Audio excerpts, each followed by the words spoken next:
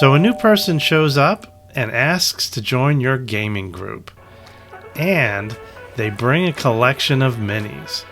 They're not necessarily the scale or the period or the type of minis you might use, but they look damn good.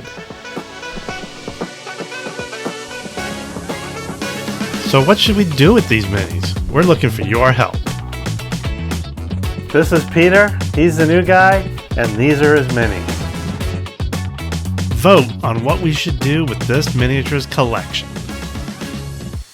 Peter, you showed up and happy to play, willing to play, and you said, by the way, I have a huge collection of minis that you'd want to bring up, and this is it. So tell me, what is this collection that you brought? So this is a sampling of my obsession with the Pacific Theater of World War II, and getting it in this scale comes about from me being bored in class in law school at one point, and searching around and deciding what I wanted to do.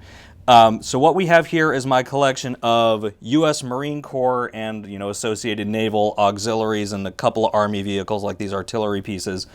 And my Imperial Japanese forces. Not pictured are my U.S. Army collection, which is about as big as these Marines, and my Anzacs, which are not as big, but enough to play some games.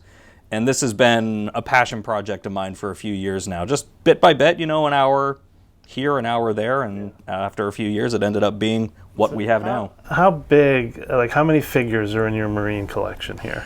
So probably somewhere in the neighborhood of just under 100 when you include, artillery crews and stuff like that. And I see there's similar, but probably less Japanese. Yes. Yeah, I've only ever bought one box of 30 of Japanese. Everything else is 3D printed. Wow, really? Yeah. Yeah, and shout out, by the way, Studio Grozny. Their 3D print figures are amazing for all things Pacific Theater. I would just print up another squad as I felt I needed it, kind of as the Allies grew, then, in order to have balanced games, then I would, of course, need to increase the Japanese accordingly. And so what figure manufacturers are your Marines? Are they also 3D printed? I don't think I have any 3D prints with my Marines. I think all of my Marines are Warlord. Actually, that's not true. The artillery crews, these are prints. I don't remember who. I wish I could give them a shout out because the models are great, but I don't remember. What did you have a goal in mind, what you were going to do with these once they were painted, other than just collect dust? You and I have talked about this before. The philosophy of how we approach war games. I didn't build these with a rule set in mind. Right. I built them with the TO&E, or the Table of Organization and Equipment, that existed in 1943, 1944.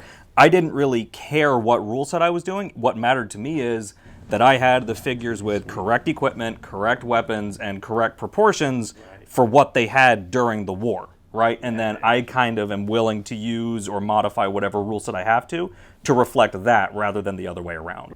So in these figures, what time period, if it's history, what time period is this in the Pacific War? So this would be 1943 onward. You'll see all of the Marines here are wearing helmet covers and things like that you wouldn't expect to see, for instance, in the Guadalcanal campaign, when the pattern of 1942 camouflage uniform, like I've got an example here, wasn't used yet. So this would probably be appropriate for Tarawa onward. So this wouldn't be appropriate for early war things like Guam or Guadalcanal or the raid on Macon when they had kind of those special black uniforms. And the Japanese, I think, can go the whole length of the war. I admit I am by no means an expert with anything to do with IJA or IJN, so if any of you know more than I do and want to tell me how I painted these guys wrong, please let me know. If you've got something that you want to say, oh, that's the tropical uniform or whatever else, I'm open to that. So, but as I understand it, very, very limited, these would be appropriate for any phase of the war. Here's a great collection that we'd like to put to use. Now, I would say, usually when we do in World War II, being the author of Fireball Forward, we do a lot of Fireball, which isn't individually based figures, although we could try it with this. Yep, we can manhandle it to make it work. But there are a bunch of other games. So I thought what we would do is kind of maybe talk about what games we might use this collection for. We can show you out there what a force might look like, how it might be used, and then we're going to put a tab on our community poll, or posts, I think it's called now, and we want you to vote on what game you would like us to use these minis for, and we'll do a video about that. I think that'd be really cool. Yeah, sounds great. Rules we might use: bolt action, chain of command, and I think there's a chain of command 2 that's just come out. I think it just came out a couple of weeks ago, yeah. Fireball forward, because we just love fireball forward here, right? For some reason. It's a great rule set. It's a lot of fun. 1 hour skirmish war games, which I absolutely love. We've had a really fun time with that here.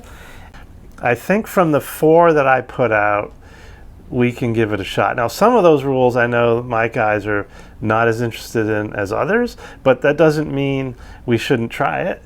Let's look at what a force, how we might take this, and what a force might look like for each game. I'm not an expert in bolt action or chain of command. I have played them both. I think for that game, you're going to have a couple squads with some support weapons and maybe a vehicle per side. So I think for bolt action and chain of command, your force that you might use in the game looks kind of similar. So 1 hour skirmish, you don't want to have more than like 14 figures on a side. Yeah. So here you're looking at a force that might look like this, a marine force. And finally, fireball. We love fireball. Usually in fireball, you have one base representing an entire squad. So it's kind of a level up from this. But I don't see why you couldn't just put 3 figures together and call that a squad. Yeah. And then you can just play it that way, and you just move them together. And there are any number of those little MDF things you get where you can move multiple figures at one time. And I think if you're going to use fireball with figures like this, that I don't want to call that a must, but it would certainly be a nice quality of life. Helpful. Yeah. And they're cheap and available too. Those are the 4 sets of rules I think we'd be willing to give a shot here with this awesome collection. We're going to do a historical battle. Maybe we can do the Japanese counterattack on Peleliu. It was like the second day they counterattacked across the airfield, and they had tanks. Got the armor. So we got armor. I don't know if it's the exact armor, but we'll go with it. I think they were mostly Hagos, but I think a Chiha or 2 was there as well. Okay. A Hago's on the list, so if we need to, I can get and build one. Yeah. Darn it. And if we did that, we can kind of, honor Eugene Sledge. Wrote with the old breed. That's our other video. It's really great. So I'm excited to try this out. It's a beautiful, beautiful collection here, Peter. Thank you. Thank you for bringing it and allowing us to play with it. I mean, and I look at things like this, which is an awesome model, and like that makes me think, oh, maybe we should do when Sledge landed on the island, because we get to use that model. Yeah. Sometimes, just having a collection with cool models inspires me to, what's a scenario I can write to use that model is really good. We want you to all vote. And first of all, before we ask you to vote on Mark's Game Room, I want to put a pitch for our Patreon. We just started it. It's getting up and running. We got a lot of great stuff on it already. So please consider joining our Patreon. It's going to fund lots of great things we're doing. That's only $60 a year, $5 a month, and it helps us tremendously. And we'll give you lots of things back.